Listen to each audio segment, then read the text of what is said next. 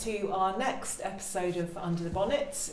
We've been joined by Peter Graves, who preached on Sunday, and we're going to just chat through and explore the passage that he opened for us on Sunday.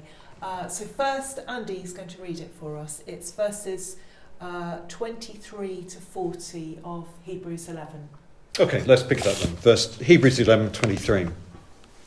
By faith, Moses' parents hid him for 3 months after he was born, because they saw he was no ordinary child, and they were not afraid of the king's edict. By faith, Moses, when he had grown up, refused to be known as the son of Pharaoh's daughter. He chose to be ill-treated along with the people of God, rather than to enjoy the fleeting pleasures of sin. He regarded disgrace for the sake of Christ as of greater value than the treasures of Egypt, because he was looking ahead to his reward. By faith he left Egypt, not fearing the king's anger. He persevered because he saw him who is invisible. By faith he kept the Passover and the application of blood, so that the destroyer of the firstborn would not touch the firstborn of Israel. By faith the people passed through the Red Sea as on dry land. But when the Egyptians tried to do so, they were drowned.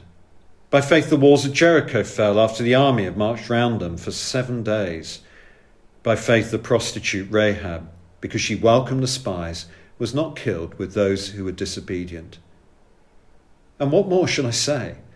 I do not have time to tell about Gideon, Barak, Samson and Jephthah, about David and Samuel and the prophets, who through faith conquered kingdoms, administered justice, and gained what was promised, who shut the mouths of lions, quenched the fury of the flames, and escaped the edge of the sword, whose weakness was turned to strength, and who became powerful in battle and routed foreign armies.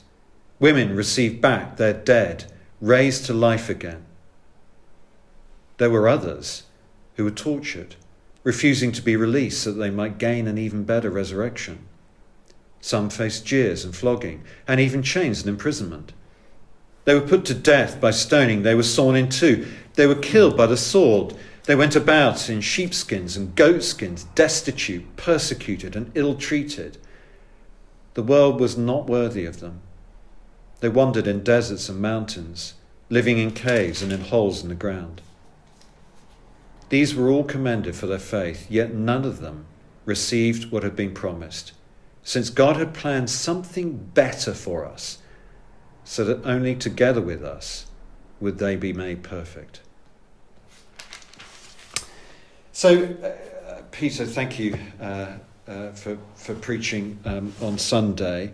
Just remind us your main point. What's the main kind of point you were trying to draw out? Well, I suppose the main point was, keep going, which makes it sound very facile. But I hope there are a few more layers to it than that. I mean, I was aware I'd been given the title "Dying by Faith," and although I made fun of it at the beginning, just to kind of lighten the atmosphere and make sure people were awake, I did want to have a kind of focus at the end of the process of faith. Yeah. Because I mean, this is what this is all about. Of course, it's leading up to the beginning of chapter 12, which I briefly trespassed on. That all the time we have to keep our eyes fixed on Jesus, run the race to the end. Yeah. I mean, that is what it's about. It's focus on the end. It's end focused. It's kind of end time focused of our individual lives. So dying with faith is not an inappropriate title. But I didn't want to emphasise that aspect. How do you have a good death? I have preached on death before, but that's not actually what this is about. It's not about the dying process. It's about the continuing process, the racing process, the going on to the end process. So that's what I wanted to focus on, and then at the same time look at the examples of the people we are given here. Yeah. Because I think they can be profoundly discouraging, as I said. Yeah.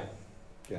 I love the way that you brought out the fact that faith isn't just some kind of theoretical kind of kind of theological, kind of airy-fairy thing. It's actually faith in a person. Yes, in Jesus. It's not faith in a word. It's faith in the word. Yes. It's not a sentence. It's not a formula. It's not. I guess this reaches back to what Graham was preaching about the week before. Positive thinking. Think positive and all will be well. It is faith in a person, and you believe the words because you believe the person who said them. So that actually gives you a far broader range of faith than just on some little formula that you can sum up in a box. And that draws us together with the Old Testament guys, doesn't it? Because they had faith in God's promise that there was going to be a rescue. They didn't know who he was, but it kind of brings us together. We're not kind of completely different from them. It's faith in God's promises in someone who's going to come and rescue. That's what I was trying to bring out. We're not completely different with them. Yeah. And in fairness, I've just listened to your conversation with Graham. That does come out in that conversation. You talk about the fact that they were deeply flawed. I just wanted to emphasise that a little bit more. A, in the things that they did, and then B, in the things that they experienced.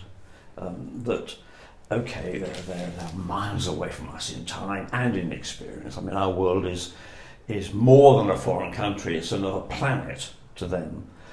But deep down, we are all human beings seeking to walk the walk of faith. And in that respect, particularly with regard to the frailty that we all feel and the mistakes we all make, we are not that different. No, I love the bit. I think you brought it out. Verse 40. Only together with us. Would they be made perfect? I think if I may presume to correct you, Andy, I think you should have read verse 40 with a slightly different accent. Read it. You should have said, God had planned something better for us, so that only together with us would they be made perfect. Because that's what the whole thing is about. That they're waiting for, not for us personally, but they're waiting for Jesus. And we are all completed in him. And they will be too. Which is why I was rather fascinated by verse 26, which I did mention, that Moses regarded disgrace for the sake of Christ as of greater value than remaining in Egypt. But on the face of it, the chronology is completely wrong. Because he couldn't have done it for the sake of Christ, at least not consciously. But looking back, we know, and this is attested in the epistles and in the Gospels, especially John, that Christ has been active in the whole process of redemption and creation, redemption from the very beginning. So these guys were all acting in anticipation of something that was already in preparation. It's like the yeast working away in the background, but it's not till later that you see its effect. And for us, that is with the coming of Christ. Let me just zoom in there, because somebody asked me this question this morning about not just your verse, but the whole chapter. And I thought it was very helpful. So he was saying, the writer to Hebrews gives a lot of information that we wouldn't know if we read Genesis and Exodus. So, for example, I'm not sure which verse it is, but where Abraham is told to go and sacrifice Isaac, and what does it say? He kind of reckons that God can resurrect him from the dead. And you think, wow, okay, that's incredible. And then, here with Moses, he's got a positive view. Verse 26, he regarded disgrace for the sake of Christ as of greater value than the treasures of heaven. And again, you wouldn't get that necessarily from reading Exodus. How do you bring that all together? Where does this writer get it all from? Has God been speaking to him directly? That I don't know. No. That's a question of the inspiration of Scripture. I cannot answer that. I'm sure God didn't dictate it. No. I mean, that's a Quranic view of inspiration. Whether he assumed it, but it all fits in with his purpose. I mean, if you look at the narrative direction, he has one purpose, which is to highlight what the people went through, and yet through all that, they kept the faith. And so the details that he selects are all positive ones. And he doesn't mention any of the negative things that I tried to bring out yesterday, not to correct him, heaven forfend, but to give a broader picture so that we would understand where these people were coming from. But he is adducing them as examples of those who had their priorities right despite all their faults. I mean, he's writing to people who would know what these guys were like. We don't, of course, we don't come with that background. The original writers, the original readers of Hebrews, it's addressed to the Jews, isn't it? Yeah. Now they would know all about these people, and yet the writer here is leaving all the negative stuff aside because that's not part of his business here. He's not pretending it doesn't exist. Well, I assume not, because I mean some of these guys were frankly pretty horrific. Well, you had a long list. I loved that when you were giving Yes. a long list Yes. of their faults and failure. Yeah, I mean, but they were, weren't Yes. they? yeah, I mean, I didn't mention some. I mean, Jephthah is horrifying. Horrendous. I mean, for those unfamiliar, I must admit I just looked it up. I mean, Jephthah, made a promise to God that if he won a victory in battle, he would sacrifice to God the first person who came out of his house. And the first person who came out of his house was his daughter, his only child. And either because he was honourable and kept his word, or because he was so legalistic that he felt he couldn't break it, he killed her, poor kid. And that is, and that he's wasn't here. rated as being a hero particularly. No, was it? he's here an example. Yeah. I mean, Barrett was no great shakes either. No, I find it encouraging though that God looking on the sort of somebody's life, he sees sort of the whole picture, and my faith is very up and down and all over the place on any particular day. Yeah. But looking back on my life, I guess God is the judge, isn't he? And as you say, these guys kept going. They weren't perfect by any means, but they did keep trusting in the long view. Yes, I mean, it's encouraging all the negative things that come out of their life. I mean, I hope that if anybody writes my biography, I'm open to offers, that they will do the same thing and present me as a very paragon of virtue, which of course I am not and never have been. But it would be nice to think that people would look at me as such. I think the examples are really encouraging. So, I mean, like Moses, I know he did, he was angry, he murdered the Egyptian, but I mean, it was pretty risky and costly to him, wasn't it? His obedience and his faith cost him. Yeah. Yeah, I mean, the treasures. Egypt was one of the most extravagantly, phenomenally wealthy nations, and yet he became tramping around the desert with a bunch of grumpy, miserable... Yes, he became an outlaw. Yeah, I mean, that was a pretty big and costly sacrifice that he made, wasn't it? And he didn't actually get into the promised land because he messed up. But it is a challenge, isn't it? Yeah. Verse 27 is interesting. He persevered because he saw him who is invisible. Yeah. It's very blunt, very clear. Yeah. I love that. And that's, as you said last week, that's what's so hard, is I want to see. If I could see heaven physically, it wouldn't be so hard, would it? And that's why faith is difficult. Yeah, I mean, it's being certain of what we don't see. Yeah. I remember, I mean, this is slightly irrelevant, but I remember, what's her name? Kathleen Densham. Yeah, I remember her. Lovely old lady at church. She died quite a few years ago. I remember I was slightly scared of her because she was quite forthright. I remember visiting her, and I remember sort of saying something about slightly struggling to trust or something, and she just looked at me and she said, "Fiona, take him at his word." I'm like, yes, I will. But she was very, that I always remember that. It's not how I feel, it's not what I see around me, I have to take him at his word. That was helpful.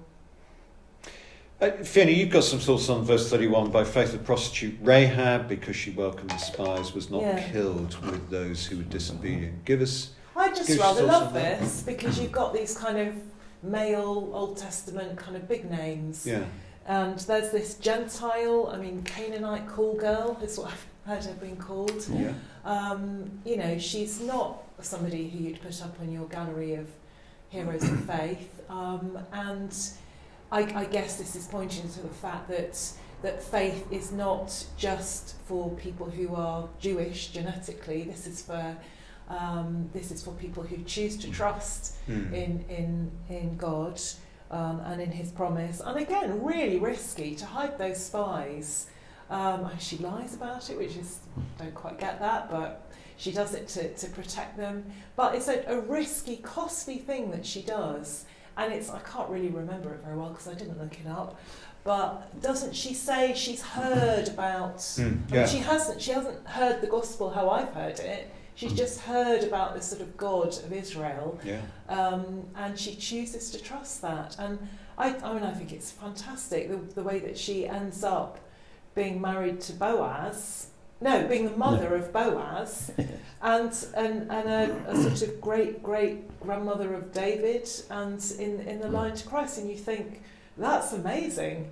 She wouldn't be who we might put in that line. So I just think it's lovely that she's there.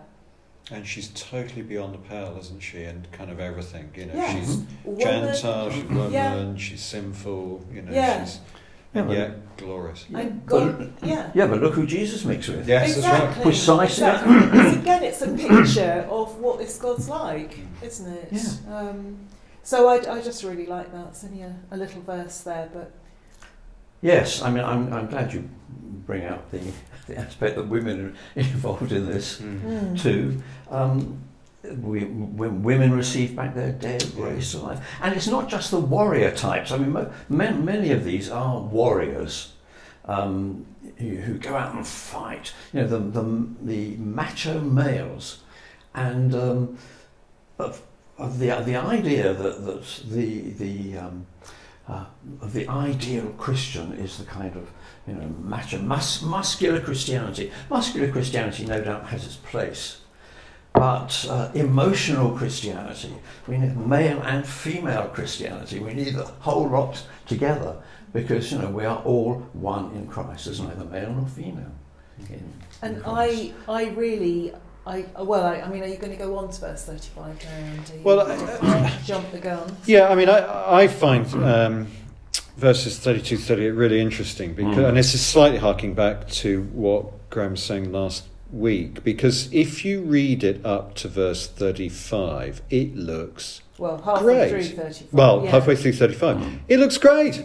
Successful. It's successful. Yeah, victorious. I really like that. Yeah. It's very victorious Yes. Christian living. Everything works out great.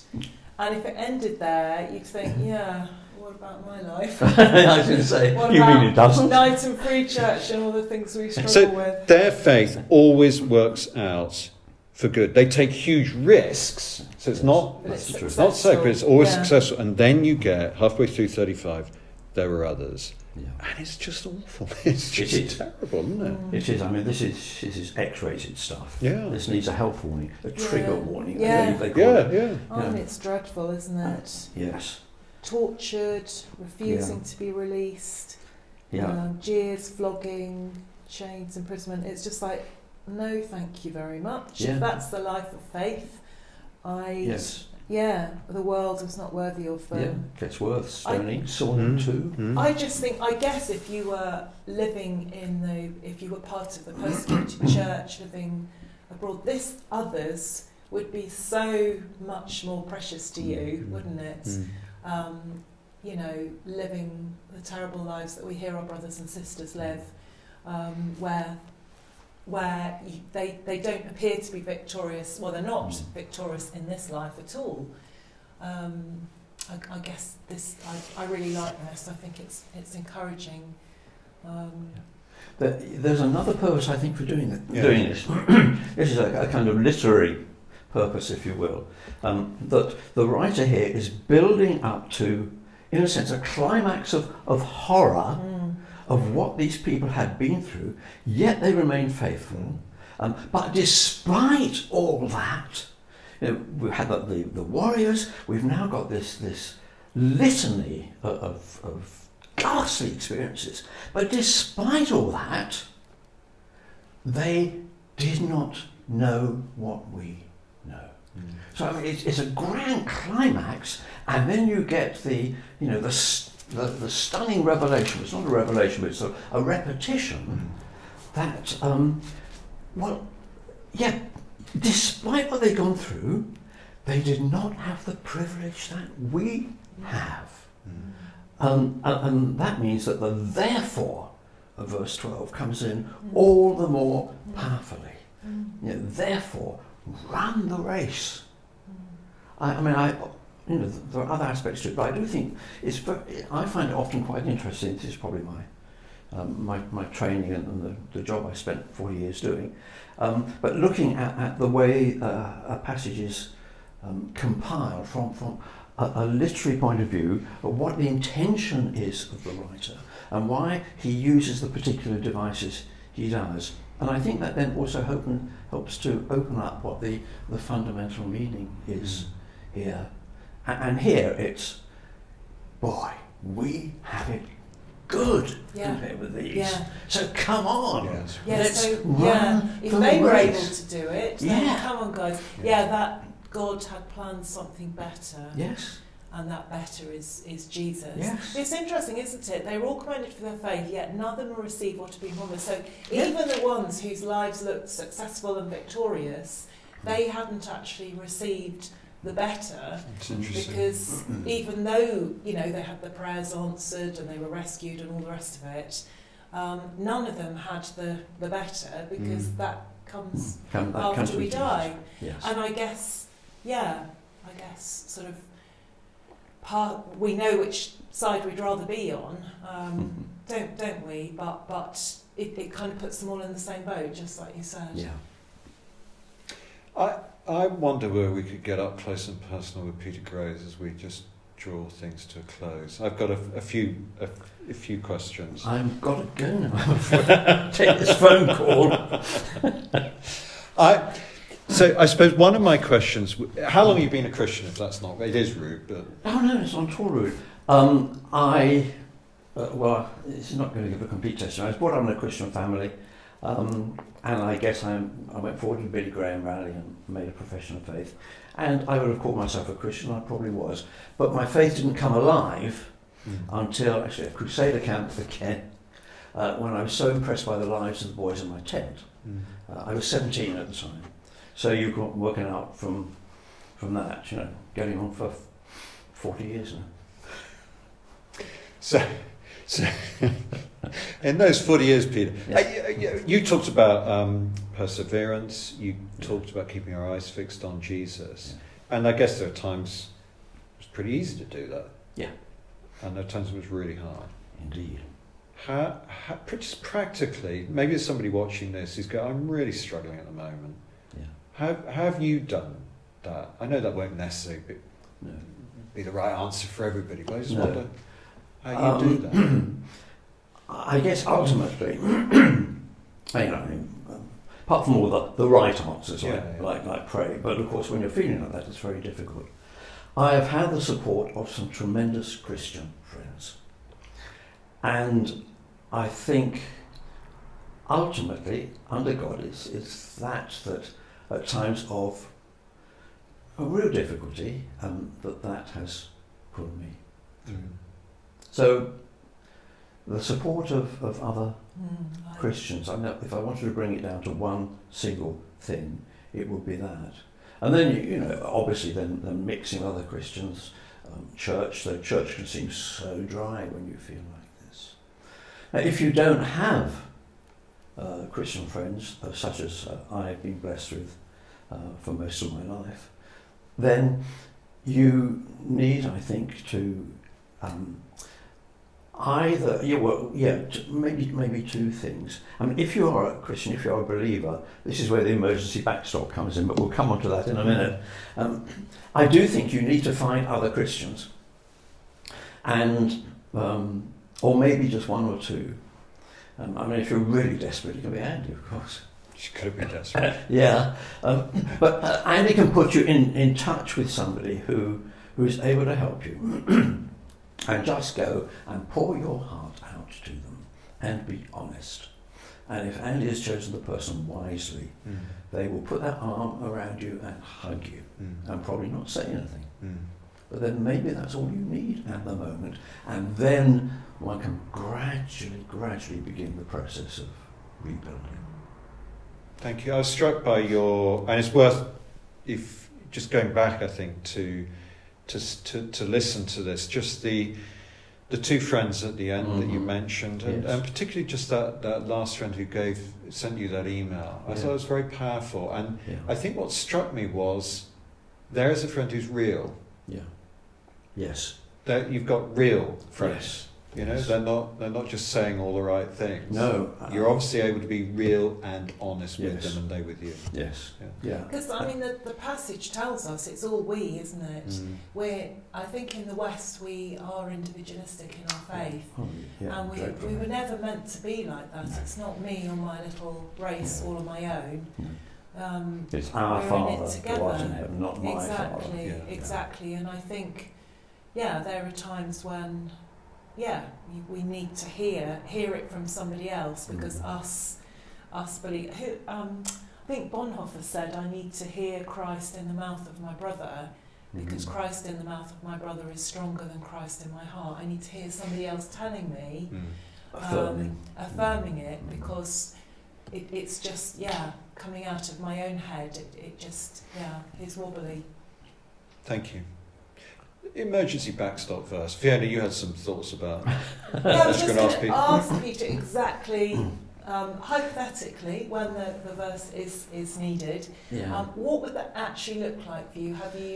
Do you have it stuck up somewhere, or you underlined in your Bible, or you just know where to go? No. Well, it's up here. It's there. So I'm not sure that I do know what it would look like, because I haven't quite been there yet. But I can imagine, I mean, thinking back to one or two times, if the very worst, suppose my family were all of a sudden wiped out, and I had the situation of Job, and I were completely broken as a human being, and that would happen obviously if that occurred. I like to think that there is that final rock there that I would turn to and say, this is a dreadful world. I don't understand it. I wish I was dead, frankly. But I still cling on to the one truth that cannot be shaken, that God was in Christ reconciling the world to himself. It's like Job. I know that my Redeemer lives, despite everything. Or like that hymn that we resurrected, about when sea billows roll, it is well with my soul, after the guy had lost all his family. That's all it is. It is there as encapsulating, for me, the whole gospel. So that's really helpful though, Peter, because that's a practical verse. It's 2 Corinthians 5 verse 19. Yes. It's good to have, because in that kind of crisis, there's got to be something, hasn't it? Otherwise you're just blindsided, just swept off your feet. I mean it is, if you like, the ultimate lifeboat. But please God, I won't need it. In that form.